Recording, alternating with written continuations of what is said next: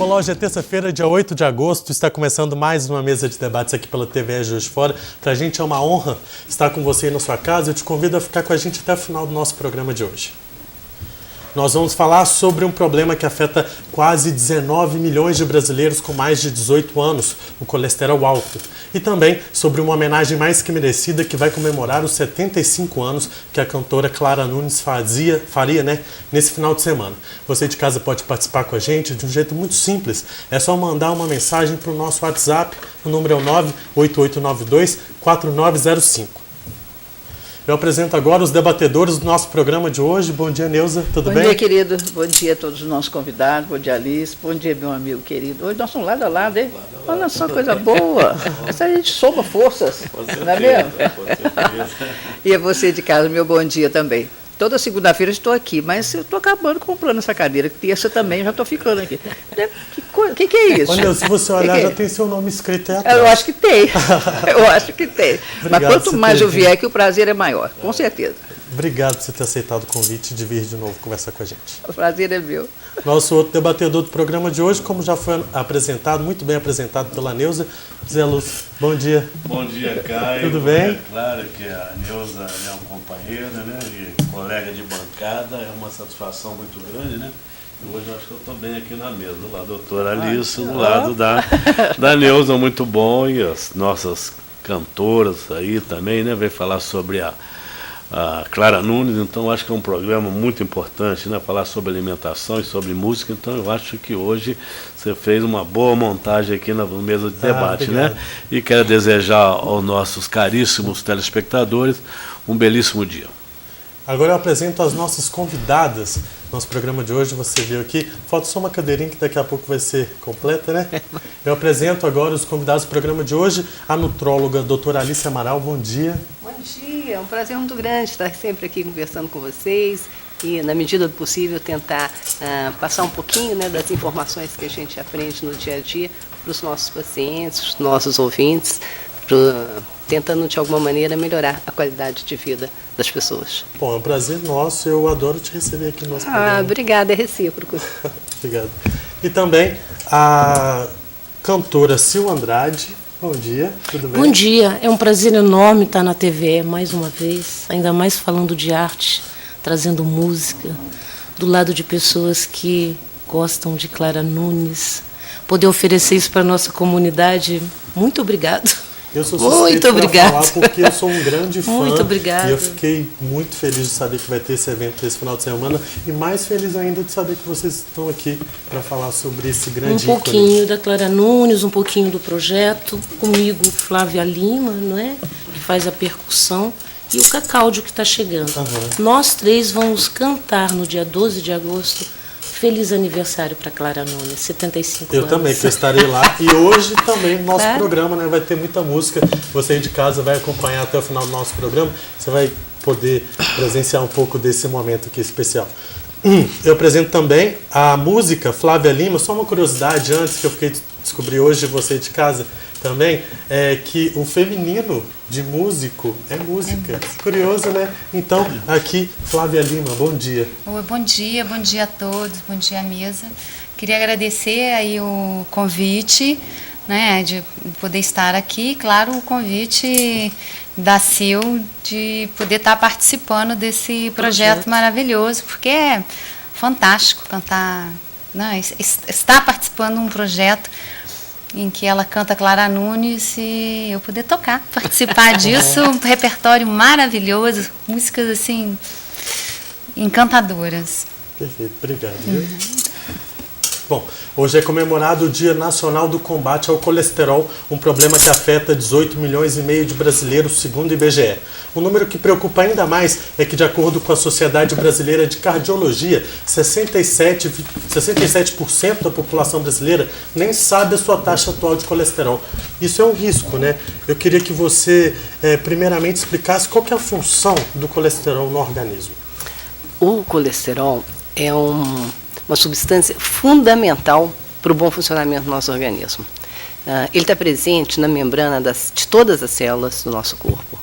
25% do nosso cérebro 25% do colesterol está no cérebro. O cérebro, o colesterol ele protege o nosso cérebro, ele protege de demências, de Alzheimer, de Parkinson.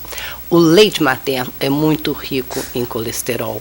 O colesterol ele é precursor de sais biliares, ele é precursor dos hormônios sexuais, da testosterona, da progesterona, ele é precursor do cortisol, do DEA.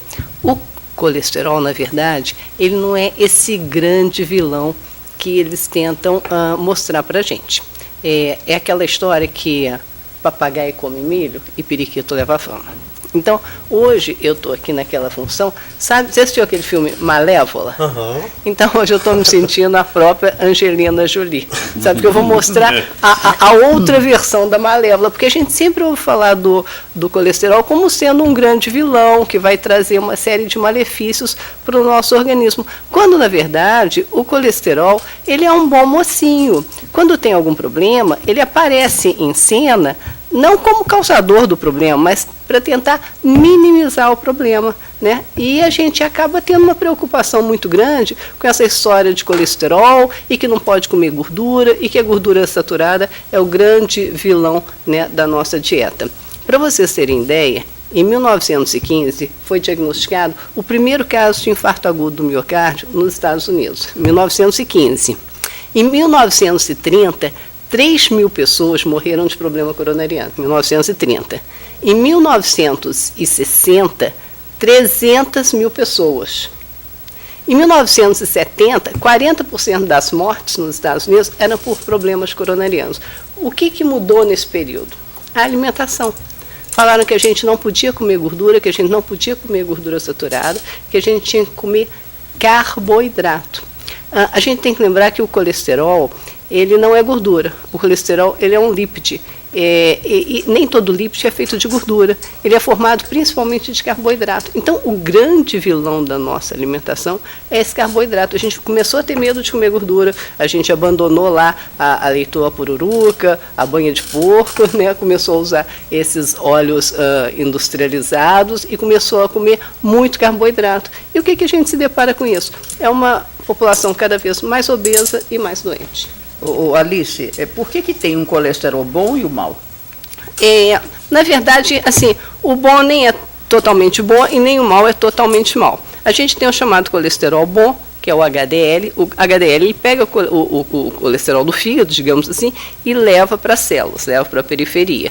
E o LDL, desculpa, ao contrário. O LDL, que seria o chamado colesterol ruim, ele pega o colesterol do fígado e leva para a periferia. E o HDL faz o serviço contrário, ele traz das células para o fígado.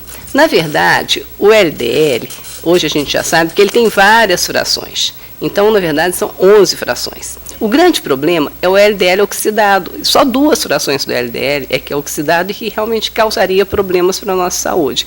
E o que oxida o LDL? É o açúcar. Então, o grande vilão da nossa alimentação é o açúcar, né? A gente tem que ficar muito atento. Todos os 2 colesteróis são benéficos. São benéficos. Eles têm funções importantes no nosso organismo. Desde que ele não seja modificado. Exatamente. Então, como eu falei, se você tem você precisa de colesterol para formar os hormônios, para formar os hormônios sexuais. Se você não tiver colesterol, você não vai formar.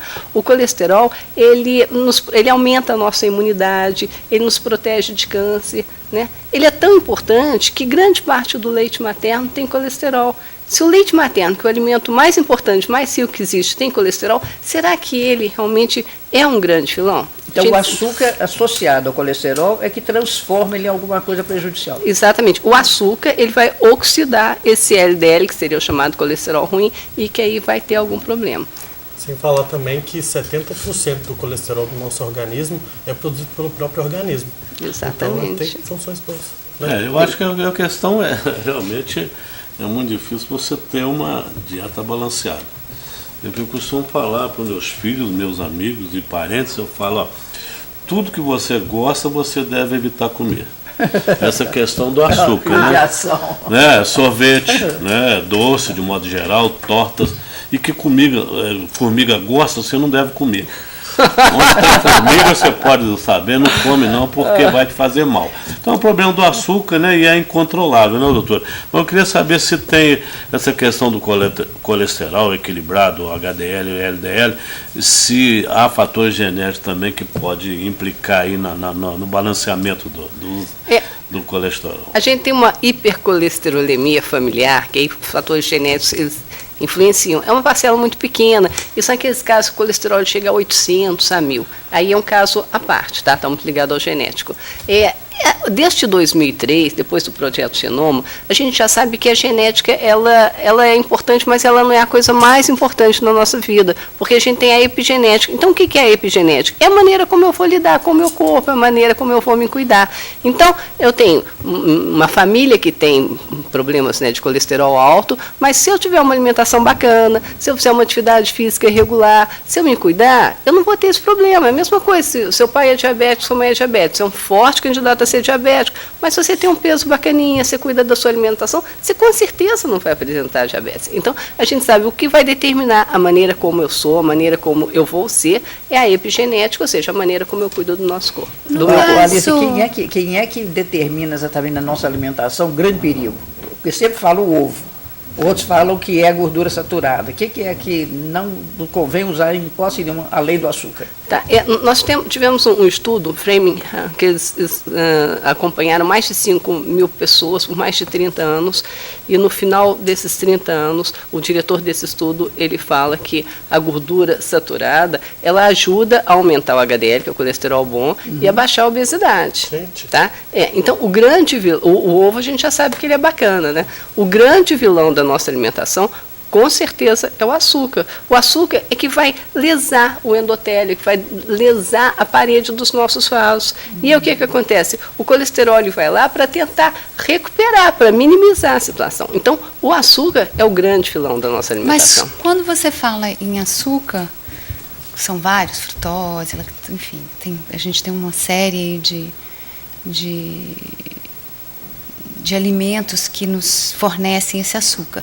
Teria, no caso, algum tipo, seja só o açúcar refinado, ou a frutose, ou outros tipos de açúcar, também teriam esse efeito oxidativo? Tá, a frutose, vamos explicar, né, para o nosso ouvinte. A frutose é o açúcar das frutas. Dos açúcares a gente tem o açúcar refinado, a gente tem 5 açúcares, basicamente. A gente tem o mascavo, o demerara, o cristal, o refinado e o de confeiteiro, né? Então, assim, quanto mais industrializado, pior. Hoje em dia a gente tem o açúcar de coco, que é até um açúcar bem interessante. Coco? É, o açúcar de coco. Ele tem um índice glicêmico baixo, né? Tudo que aumenta o seu índice glicêmico, ele vai causar problemas para a sua vida. As pessoas longevas, as pessoas com mais de 100 anos de idade, o que elas têm em comum? Elas têm uma baixa de glicose, elas têm uma baixa de insulina, elas têm uma baixa de triglicérides, elas têm um HDL alto. Então, as pessoas que nunca comeram açúcar na vida, elas com certeza têm muito mais chance de serem saudáveis do que as pessoas que fazem um uso regular do açúcar. Bom, então, tirar o açúcar da dieta, né? O que não é fácil, né? Posso fazer uma pergunta? Eu deixo você fazer essa pergunta daqui a pouquinho. Eu também tenho uma outra pergunta que é a substituição desse açúcar, se o adoçante realmente é melhor mesmo nas opções do dia a dia. A gente já volta com a mesa de debates, nós vamos para o primeiro intervalo agora.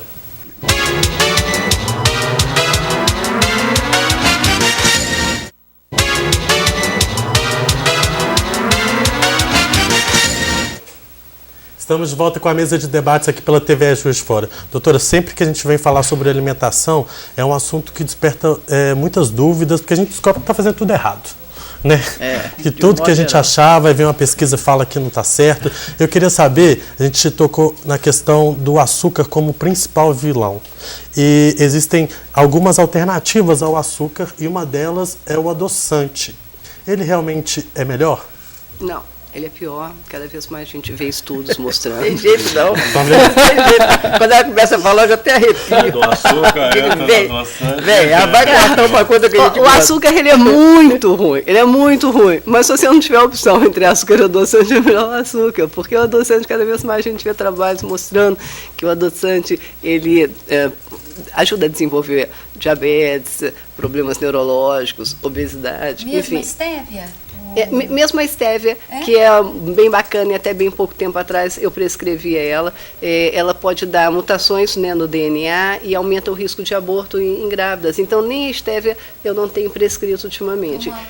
O ideal é que o açúcar de coco ele é interessante, né, porque ele tem um índice glicêmico baixo, mas o ideal é a gente comer o alimento in natura. Muitas das coisas que a gente tem por hábito adoçar, se você não adoçar, fica mais gostoso e mais saudável. Até o cafezinho. O cafezinho, as pessoas falam, fala mal do cafezinho. É uma questão de hábito também, questão né? de hábito. O café ele é bacana, ele é antioxidante, protege alguns tipos de câncer e tudo. Mas se você coloca açúcar, você detona com açúcar. Igual o ovo, né, que ele meteram o pau no ovo nos anos 70, porque eles fizeram trabalhos com ovo frito. Então o problema não era do ovo, o problema era da fritura. Qualquer coisa que você fritar nesse óleo vegetal vai te dar problema, né? Então é a mesma coisa, o cafezinho, fala mal do cafezinho, mas você pega o cafezinho, aí você coloca assim, isso de açúcar e isso de cafezinho. Faz mal. Faz mal, o café faz mal. Não, o que faz mal é o açúcar. Um pedacinho de chocolate meio amargo. Eu tenho usado isso para adoçar meu café. Nem açúcar, nem adoçante. O chocolate é super interessante, né? Um poderoso antioxidante. Mas o chocolate ele tem que ter acima de 70% de cacau, né? De preferência sem leite. Cada vez a gente se depara mais com pessoas com intolerância a leite e com hipersensibilidade à caseína, que é a proteína do leite. Enfim, aí vai ficar bem bacaninha. É muito interessante. Tá? Uma coisa também que a gente tem usado é o óleo de coco no café. É muito bom. E canela. Tem pessoas que gostam de colocar canela. Eu gosto do café puro. Eu gosto do café puro, eu acho que ele é bem saboroso. No caso dos homens, né, que eu vou falar, o homem gosta muito de futebol, praticar esporte de modo geral, e depois da prática do esporte, eles gostam de se reunir, vem a resenha, né? E tomar uma bela água de coco. Isso eu nunca vi acontecer. Hidrata seu organismo. Eu queria ver essa rodinha de água de coco. É torresmo, é salaminho. E essas coisas todas que comem. Esse negócio prejudica e está correndo risco aí de ter infarto, problemas cardíacos, ou deve comer moderadamente, porque eu acho que isso é inevitável, viu? Para quem gosta de praticar esporte, eu que vivo no meio, às vezes eu quero evitar a minha dieta, mas na hora que você entra ali, não tem jeito de você deixar de comer um torresmo, um salaminho, e a gente vê que o pessoal às vezes exagera, né? Qual a recomendação ela dá pessoal para evitar essas coisas gordurosas e qual é o efeito que ela tem na taxa de colesterol? Então vamos por parte, vamos dar uma de Jack Stripador, né? Vamos por parte. Primeiro em relação à cerveja. Além do álcool, né, que a gente sabe que não é muito interessante, a cerveja ela tem glúten. E cada vez mais a gente vem se deparando com os problemas que o glúten dá, inflama o intestino, enfim. Então, eu não olho a cerveja com bons olhos. Se você tiver que fazer uso de alguma bebida alcoólica, eu sugiro o vinho tinto seco. Eu não sei se um vinho tinto seco vai cair bem depois numa partida de futebol, mas se você quer beber alguma coisa, vinho tinto seco sempre, tá? Mas cai para a turma do Clube do Papo lá, cai, meio-dia tá todo mundo tomando vinho, é lógico, tem a turma da cerveja. E tem a turma do vinho, a turma do vinho. Sim. E a cerveja nem é o caso da cerveja sem álcool. Não. Porque não é o problema o álcool aí nesse caso, né? Não, além do álcool, ainda tem o glúten, né? Hoje em dia até já existe no mercado várias marcas de cerveja sem glúten. Em relação ao salaminho, a gente tem visto o problema dos embutidos, né? Inclusive como fator desencadeador de câncer. Então, embutido é nem pensar. Você tem que lembrar que aquele alimento ali embutido, um dia foi um ser vivo e agora é um cadáver. Que para não apodrecer, eles colocam substâncias para manter aquilo ali, e essas substâncias são altamente cancerígenas. Então, embutido realmente não pode fazer parte do nosso cardápio. Agora, o torresminho não é embutido, não vejo problema, desde que ele não seja frito no óleo vegetal. Se ele for frito na própria gordura, é menos mal. Olha só, a solução dos nossos problemas. Sabe, frequentar lá o bar do bigode agora. Doutora, a gente falou a questão dos hábitos alimentares, dos exercícios físicos, que são fatores desencadeantes, né, para o aumento do colesterol. Só que, eu vou me usar como um exemplo. Eu pratico esporte desde muito novo e hoje em dia, diariamente, eu faço essas coisas aí e também faço dietas. Só que no meu último exame de sangue, deu que o meu colesterol estava alto, o LDL. Quais são os outros fatores que pode aumentar, fazer com que a taxa de colesterol ruim aumente? Bom, então foi o que a gente falou, né? A alimentação ela é importante. A gente tem que ver exatamente como é que está essa sua alimentação, o que você está fazendo. O sedentarismo é um fator importante que você falou que está malhando todo dia, né? Então, isso já ajuda... Não sei se dá para ver em casa. Isso ajuda, inclusive, a aumentar o HDL, que é o chamado colesterol bom. E o LDL, que você estava falando assim, ele estava alto. A gente precisava ver exatamente quanto que ele estava, porque a gente já sabe que ele não é tão ruim assim. E, às vezes, hoje em dia, por algumas questões, a gente fica buscando que esse colesterol e esse LDL fique cada vez mais baixo.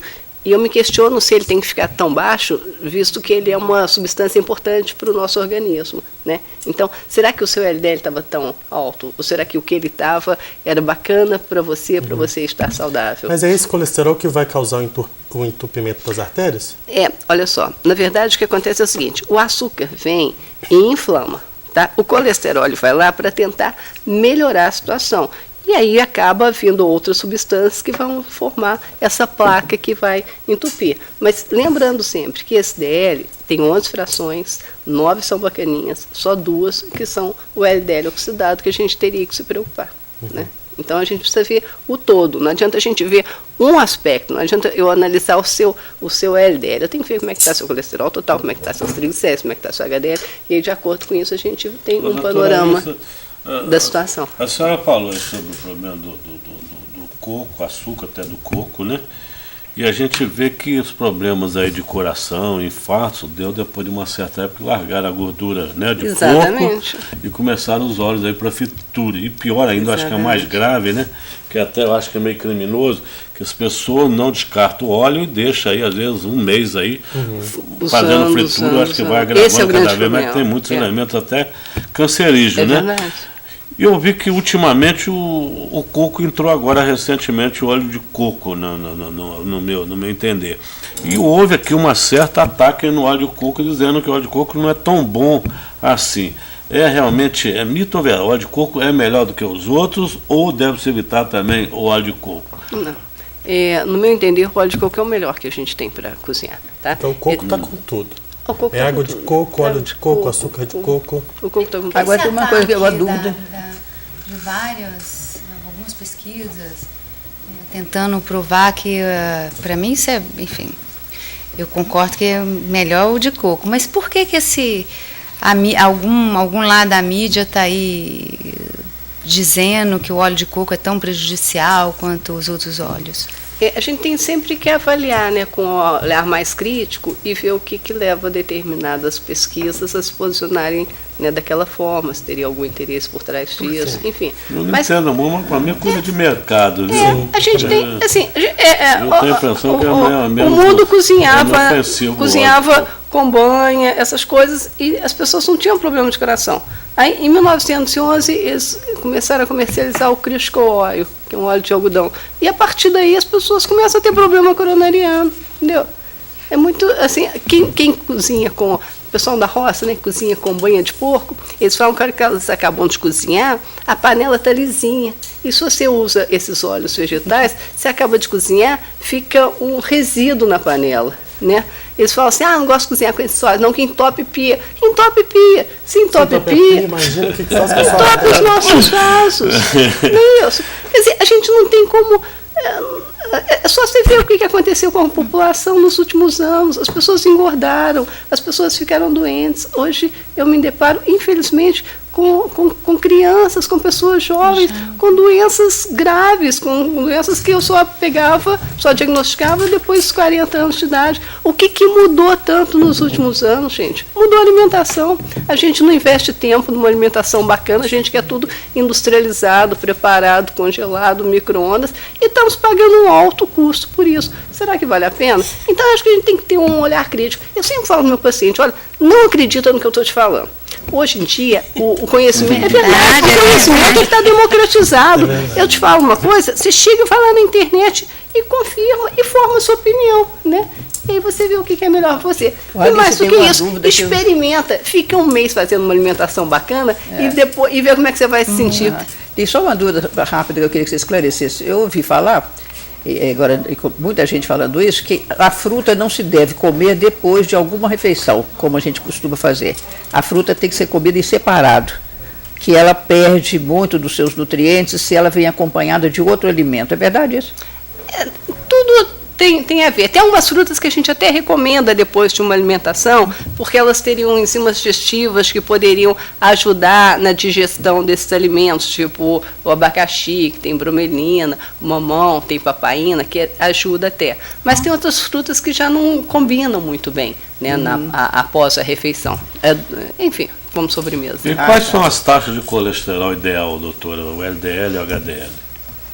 Ora, antigamente, assim, há uns 40, 50 anos atrás, eles falavam que o colesterol 320 estava bacana. Quando eu me formei, esse ano faz 34 anos de formado, é um velhinho, eles falaram que assim, a gente 240, 260 estava bom, esse colesterol total. Aí, depois eles falaram que não, que esse colesterol total tinha que ficar 200. E aí eles inventaram as frações, né, que seria o HDL, o chamado colesterol bom, que tinha que ficar acima de 60, e o LDL, que seria o chamado colesterol ruim, que tinha que ficar abaixo de 130. Quando ele estava acima de 160, a gente falava que estava alto. Aí depois eles já falaram que esse LDL tinha que ficar abaixo de 110. Depois eles falaram que para quem tinha problema coronariano, que ele tinha que ficar abaixo de 90. Agora já estão querendo que eles fiquem abaixo de 70, quer dizer, o chão é o limite.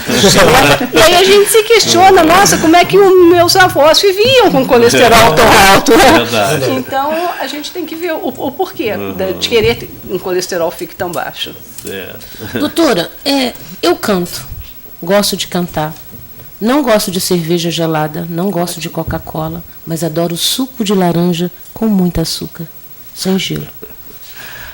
Açúcar e voz, o que você me fala? Bom, primeiro eu vou te falar que a natureza ela é muito sábia, né? Então Deus inventou a laranja. Se eu ficar debaixo de um pé de laranja com a boca aberta, com certeza não vai cair suco na minha boca. Então, será que o suco é um alimento saudável? A fruta, ela tem o açúcar da fruta, que é a frutose, que é muito bacana enquanto está na fruta, que tem a fibra que vai metabolizar. Quando você separa, aí já não é tão bacana. A frutose é a principal causa de esteatose hepática, quer dizer, gordura no fígado, não alcoólica. Então, a principal causa de esteatose hepática não alcoólica é a frutose. Então, o suco já não é muito bacana, tá? Com açúcar, aí piorou muito a situação. Então, eu sugiro água ou água de coco natural, que inclusive vai te ajudar a hidratar, repõe a eletrose, vai te dar muita disposição. Bom, Obrigado, doutor. a gente vai para mais um rápido intervalo no nosso programa de hoje. Já voltamos com a mesa de debates.